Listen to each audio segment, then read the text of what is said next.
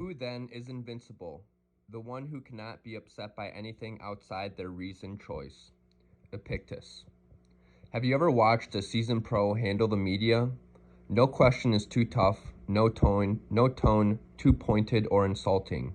They parry every blow with humor, poise, and patience. Even when stung or provoked, they choose not to flinch or react. They are able to do this not only because of training and experience, but because they understand that reacting emotionally will only make the situation worse. The media is waiting for them to slip up or to get upset. So to successfully navigate press events, they have to internalize the importance of keeping themselves under calm control. It's unlikely you'll face a horde of probing reporters bombarding you with insensitive questions today, but it might be helpful. Whatever stresses or frustrations or overload that do come your way, to picture that image and use it as your model for dealing with them. Our reasoned choice, our prohairesis, as the Stoics called it, is a kind of invincibility that we can cultivate. We can shrug off hostile attacks and breeze through pressure or problems. And like our model, when we finish, we can point back into the crowd and say, next. From Bruce Lee's Jeet Kune Do, I found a few quotes I liked. The second one here says, Thus, in order for an attack to be successful requires this fitting in with the opponent. To attack correctly, you must have a keen sense of timing with the opponent, a good judgment of distance between you and him, and the right application of speed and rhythm with the reactions of your adversary. I like that because you can drill a technique over and over and over again, and you can drill a technique and it can look really smooth, but to apply that technique under pressure in a competition setting is a completely different skill set that takes a lot of time to perfect as well.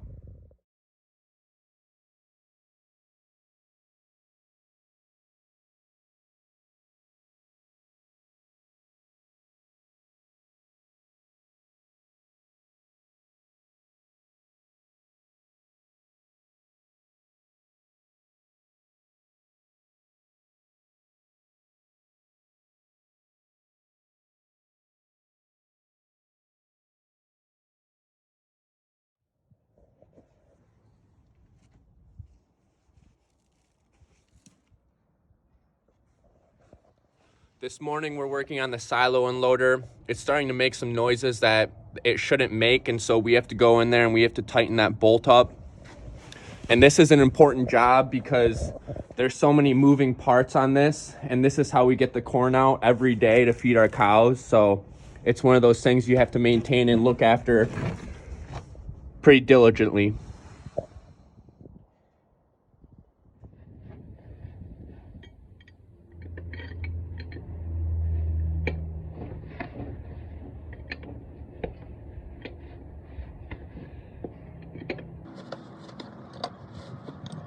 Now we're gonna cut some more wood. And it's a beautiful day to do so.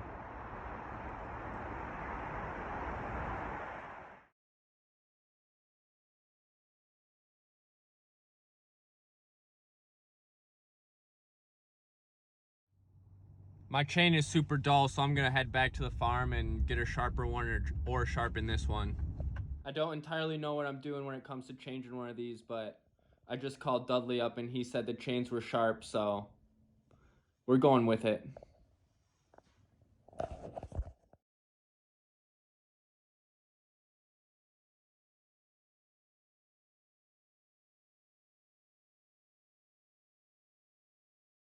After further investigation, I don't think either of those chains are sharp, so we're gonna go figure out how to sharpen a chain.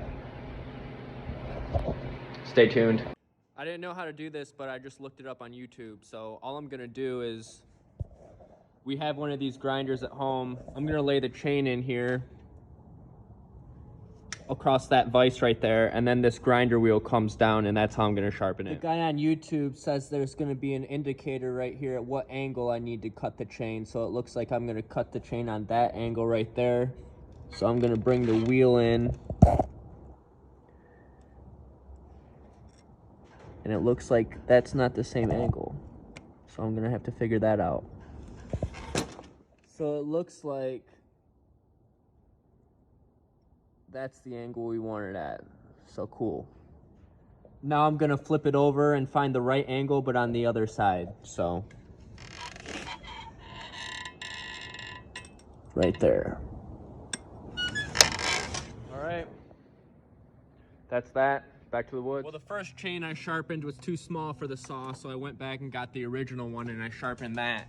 And all this took quite a long time, but at the end of the day, now I know how to sharpen a chain. All right, let's see how this bitch fires up. I got the saw stuck, but instead of just trying to pry it out, I'm just gonna chain the tree to the truck and back up, and that'll take the pressure off and the saw will fall out.